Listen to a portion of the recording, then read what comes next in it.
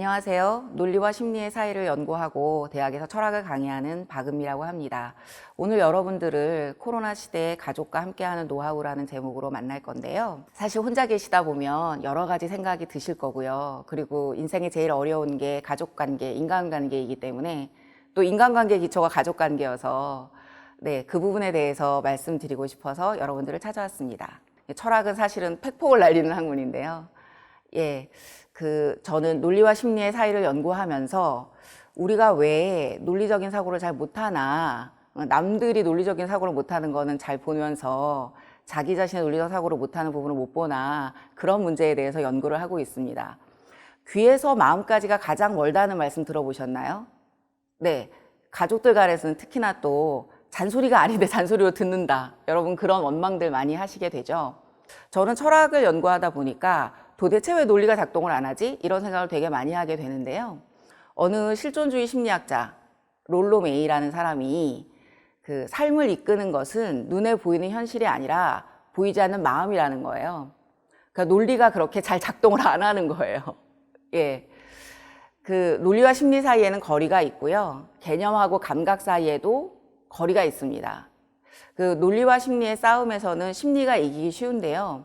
중요한 거 여러분들 다 느끼시겠지만 심리에 따라서 가다 보면 적합하지 않은 결론에 이르게 되고 잘못된 결과에 도달하게 되는 경우가 굉장히 많잖아요. 그래서 철학을 연구하는 제 입장에서 보면 논리와 심리의 싸움에서는 심리가 이기기 쉽지만 심리를 제어할 수 있는 힘은 논리에서만 나올 수 있습니다. 논리라는 말을 자꾸 하니까 혹시 머리가 아프신가요? 그렇지 않아요. 결국은 생각의 힘이거든요. 그 생각의 힘을 느껴보시길 바라는데요. 논리와 심리의 사이에 대해서 제가 연구한다고 말씀드렸잖아요. 근데 나를 볼 때는 심리적으로 인식을 하는데 타인을 볼 때는 논리적으로 인식을 하기 때문에 우리가 갈등을 피할 수가 없는 거거든요. 그래서 타인에게 아주 예리하게 논리를 적용시키는 걸 그대로 자기에게 적용시키기 어렵기 때문에 철학에서는 그것을 이중 논리의 문제라고 합니다. 그래서 그 이중 논리의 문제를 지적하는 흔한 말이 내가 하면 로맨스, 남이 하면 스캔들이라는 거죠. 이거를 논리적으로 잘 인식하면 내가 하는 게 내 눈에는 로맨스인데 남에게는 스캔들에 불과할 수 있고, 남인 저 사람이 하는 거, 저 사람에게 남인 나에게는 스캔들에 불과하지만 본인 자신에게는 엄청난 로맨스일 수 있다라고 인식을 확장하게 되는 것이거든요. 자, 사위가 설거지하면 예뻐 보이고 아들이 설거지하면 미워 보인다는 말이 있습니다. 이게 심리적 인식이죠. 근데 내가 남의 아들이 설거지하는 건 예쁘게 보고 내 아들이 설거지하는 건 밉게 보는구나. 이렇게 되면 논리적 인식이 되는 거죠. 그 사이를 잘 봐야 하는 건데요. 자, 그래서 사람들은 흔히 철학이 되게 골치 아프다라고 생각을 합니다. 근데 인간의 인식은 대체로 자기중심적인 인식이고요. 자기중심적 인식은 대부분 문제를 일으키기 때문에 성찰하지 않으면 자기만의 관점에 갇히게 되죠. 우물 안에 빠진다라고 하는 거죠. 근데 제가 논리적 인식 얘기를 자꾸 하게 되는 것은 인간의 생각이 되어가는 대로 두면 인간은 불행을 느끼기가 쉽기 때문입니다. 지금 자기가 가지고 있는 것에는 단점을 보고 가지고 있지 않은 것에서는 장점을 보는 게 인간 인식의 특성이거든요. 그래서 가족들 간의 소통을 할 때도 그냥 심리적 인식으로 소통을 하게 됐을 때 그때 우리가 원하는 평화는 오지 않아요. 그게 문제라는 거죠. 생각을 잘해서 상대방을 배려를 해서 말을 해야 된단 말이죠. 그래서 지금 게임을 하는 게 맞아? 이렇게 생각이 들고 넌 게임만 할 거냐? 이런 소리가 막 올라오지만 그럴 때 논리적으로 지금의 행동이 원하는 결과를 가져다 줄 것인가? 이런 질문을 하면 심리적 인식에 매몰되어 가는 그런 문제에 심리가 논리를 비틀고 들어오는 문제를 좀 극복할 수 있습니다. 우리가 원하는 결과를 가져올 원인이 되는 행동을 하지 않고서는요, 하고 싶은 행동을 하면서 원하는 결과가 나오기를 기대하는 경우가 굉장히 많습니다. 제가 가족과 함께 하는 노하우 얘기하면서 논리 얘기를 잠깐 했습니다. 왜 그래요? 가족을 대할 때에도 생각의 힘이 많이 필요하기 때문에 이 말씀을 드리는 겁니다. 그래서 우리가 얼마나 논리적 인식을 못하는가를 생각을 해보면 나에게는 내가 그 사람에게 준 상처가 보이지 않죠. 그 사람에게는 자기가 나에게 준 상처가 보이지 않아요. 그런데 우리는 알죠. 그 사람이 나에게 한 말이 나에게 어떻게 상처가 됐는지는. 그쵸? 근데 내가 누군가에게 한 말이 그 사람에게 어떤 상처가 되었는지 아나요? 우리는 안다고 착각해요. 근데 그 사람이 말하기 전에는 사실은 몰라요. 그래서 인간은 자신이 받은 상처만 기억하고 상대방이 받은 상처는 알지도 못해요. 상대방이 말하기 전까지는. 그리고 말하죠. 나로 인해 상처받았다고 말하면 어머, 왜 그런 걸 갖고 상처받고 난리야? 이러죠. 근데 여러분 한번 생각해 보세요. 누군가를 찾아가서 나 너의 그 말에 상처받았어 라고 말했을 때 그 사람이 야, 너무 그런 거 갖고 상처받냐? 그래갖고 너한테 무슨 말이나 하겠냐? 이러면 여러분 어떻게 되세요? 2차 상처받으실걸요? 이렇게 자신에게 적용한 논리와 타인에게 적용한 논리가 너무 다르기 때문에 인간관계가 어렵고요. 그 중에서도 가족관계는 너무 밀접한 관계여서 이 심리적으로 너무너무 얽혀 있어서 더욱 어렵고 생각의 힘을 작동시켜서 상대방에게 필요한 말을 하기가 더욱 어렵다는 말씀입니다.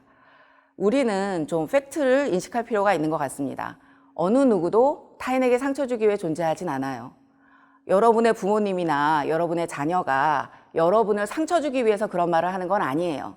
그런데 우리는 소통을 하다 보면 저 사람이 나를 아주 괴롭히지 못해서 안달이 났구나 이런 생각을 하게 되는 경우가 많다는 거예요. 우리 각자는 내가 타인을 어떻게 배려했는가는 알 수 있지만 내가 타인을 어떻게 배려하지 않았는가는 알 수가 없습니다. 여러분이 일부러 배려를 안 하는 건 아니거든요. 필요한 배려를 못했을 뿐이죠. 그렇죠? 내가 타인을 어떻게 배려하지 않았는가 이거는 인식의 사각지대에 들어갑니다. 근데 철학은 인식의 사각지대를 밝혀서 보편적 인식을 하게 하는 거기 때문에 힘이 있는 건데요. 우리는 심리적으로 그렇게 생각을 하죠. 내가 타인을 어떻게 배려했는가만을 기억해요. 그렇죠? 여러분이 배려 안 한 거는 모르잖아요. 인식의 사각지대에 들어가니까. 그러면서 상대방이 나에게 어떻게 상처 줬는가만을 보죠. 그래서 자신이 다른 사람들을 꽤 잘 참아주고 있다고 착각하게 됩니다. 나만 그를 참아주고 있다고 착각하게 되는 거죠. 우리 모두는 상대방의 존재 방식을 견디고 있습니다. 여러분만 그 사람의 존재 방식을 견디는 것이 아니라 그 사람도 여러분의 존재 방식을 견디고 있습니다. 우리는 쉽게 타인의 행동을 고치기 쉽다고 생각합니다. 그리고 나의 행동은 고치기 어렵다고 생각합니다. 타인에 대해서는 고치기 쉬운 걸 못 고치는 것을 보니까 마음이 없거나 무능력하다고 생각합니다. 그런데 자신에 대해서는 상대방이 고치기도 어렵고 왜 고쳐야 되는지 모르겠는 것을 고치라고 요구한다고 생각합니다.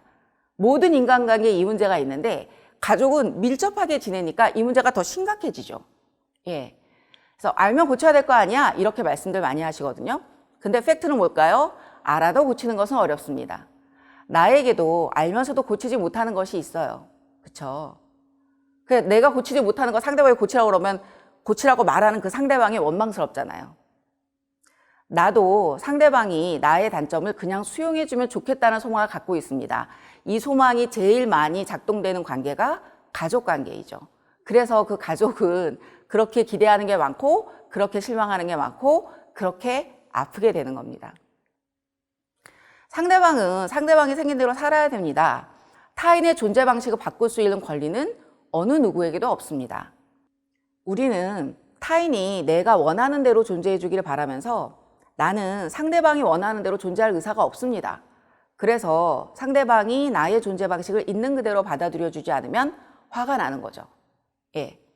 특히 가족에 대해서는 너는 가족이라면서 왜 나를 안 받아들여줘?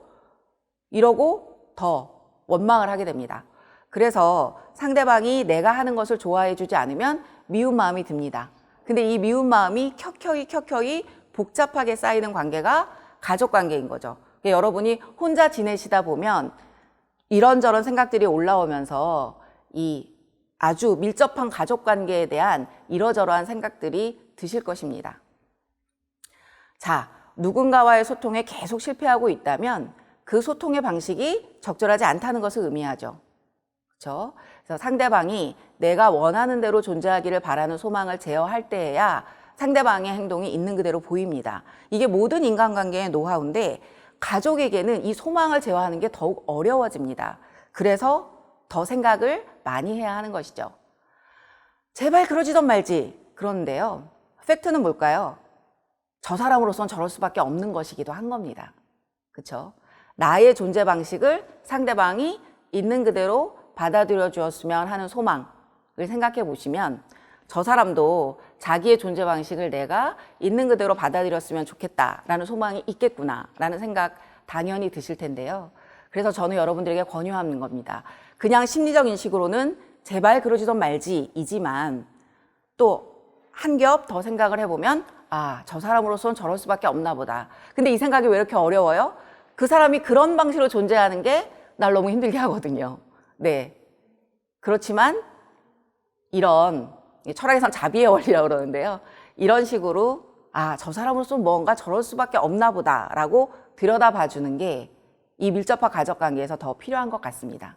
예. 상대방의 있는 모습 그대로를 내가 바라는 바를 제어하고 너로서는 정말 그럴 수밖에 없는 거구나. 너를 그렇게 만드는 그 요인은 뭐니? 라고 상대방을 있는 그대로 들여다봐 주려고 하는 것이 사랑이 아닐까. 저는 그런 생각을 해보게 되는데요.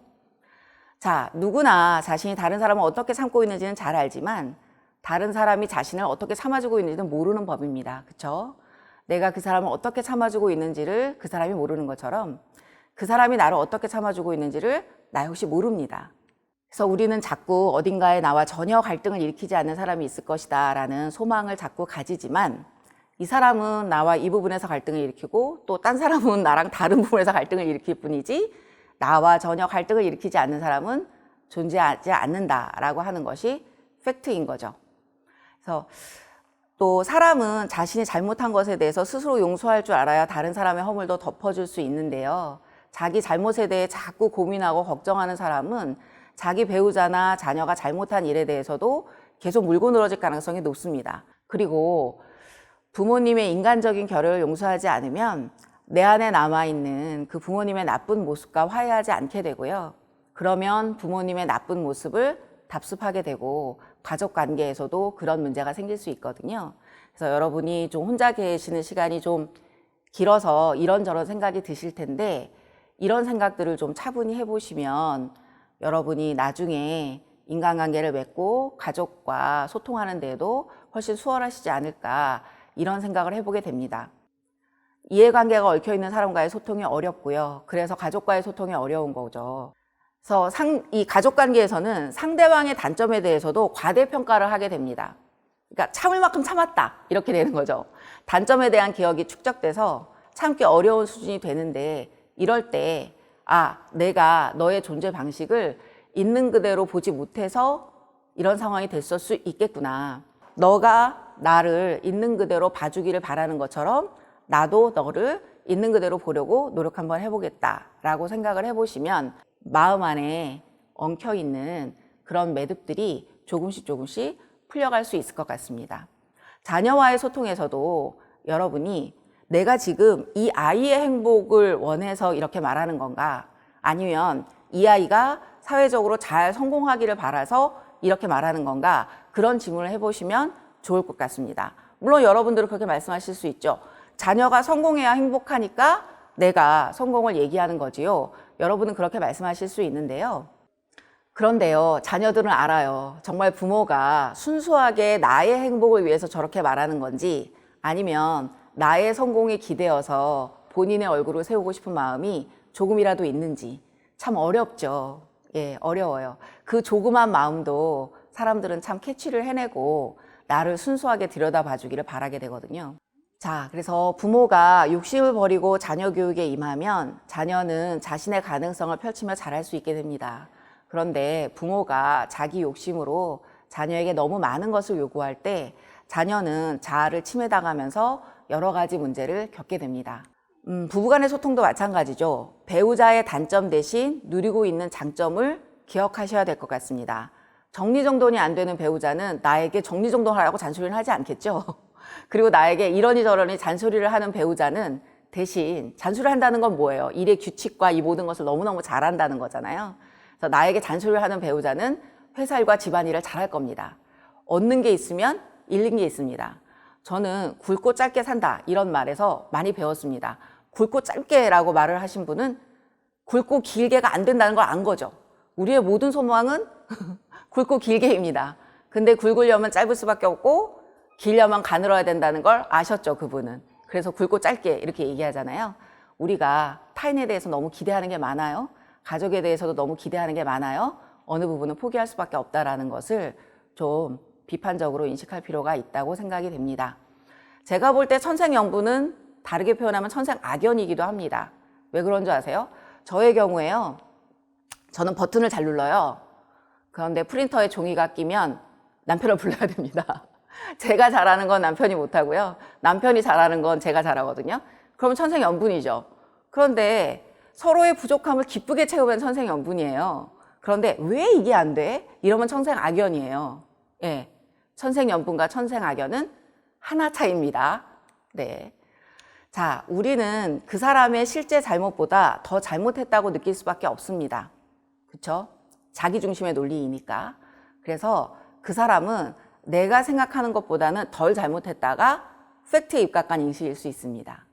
그래서 이런 식으로 자꾸 생각을 잘 정리를 해나가다 보면 다른 인간 그리고 특히 가족에 대한 이해가 더 잘 되지 않을까, 이래서 오늘 말씀을 드려봤습니다. 네, 지금까지 논리와 심리의 사이에서 그 인간관계, 가족관계를 조금 새롭게 생각해 보는 것에 대해서 제가 말씀을 드렸는데요. 철학은 팩폭을 날리는 학문이라고 말씀을 드렸잖아요. 지금까지 들어보신 거에서 어떠세요? 저는 그래서 교정적 인식을 주장합니다. 그러니까 인간이 자꾸 자기를 볼 때는 심리적으로 인식하고 타인을 볼 때는 너무 논리적으로, 너무 예리하게 보기 때문에 갈등을 피할 수가 없거든요. 그래서 나의 잘못을 충분히 잘 보기가 어렵잖아요. 우리 눈에는 남의 잘못만 자꾸 보이잖아요. 그래서 보편적 인식을 하려면, 그래도 조금 더 객관적 인식을 하려면 어떤 노력을 해야 된다고 보냐 하면요. 내가 지금 화가 나는 게 완전히 다 정당하지는 않을 수 있겠구나 라고 생각해 보면 조금 그 사람을 더 이해할 수 있는 힘이 생길 수 있다는 거죠. 그래서 그 사람은 내가 생각하는 것보다는 덜 잘못했다, 내 느낌보다는 덜 잘못했다가 팩트일 수 있다는 거죠. 네. 그래서 이 논리와 심리의 사이에서 우리가 생각해 봐야 될 부분들에 대해서 말씀드리려고 노력을 했는데 여러분들에게 어떻게 다가갔는지 모르겠습니다. 철학하는 제 입장에서 보면요. 혼자만의 시간은 굉장히 중요한 거거든요. 우리가 혼자의 시간에서부터 자꾸 도망을 갑니다. 그래서 뭐 SNS도 쳐다보고 게임도 하고 뭐로 자꾸 시끄럽게 나를 채우려고 하는데요. 사실은 지금 많이 힘드시겠지만 이 혼자 있는 시간에 조금 침잠하셔서 나 자신을 만나보고 내가 그동안 맺어왔던 인간관계에 대해서도 조금 차분하게 돌이켜보시고 이러면 자가격리 끝난 다음에 사람들을 만나고 대하고 이러는데 조금 더 편안해지시지 않을까, 그런 생각을 해보게 됩니다. 그 정혜신 박사님이 인생에 꼭 한 번 만나야 할 사람이 있다면 그 사람은 자기 자신이다, 이런 말씀도 하셨는데요. 철학하는 제가 볼 때 너무너무 맞는 말입니다. 우리는 너무 자기 자신으로부터 도망가고 있기 때문에요. 그래서 어쩔 수 없는 시간이고 여러분께서 견뎌야 되는 시간일 수 있지만 나를 만나는 시간으로 생각해 보시면 좋겠습니다. 감사합니다.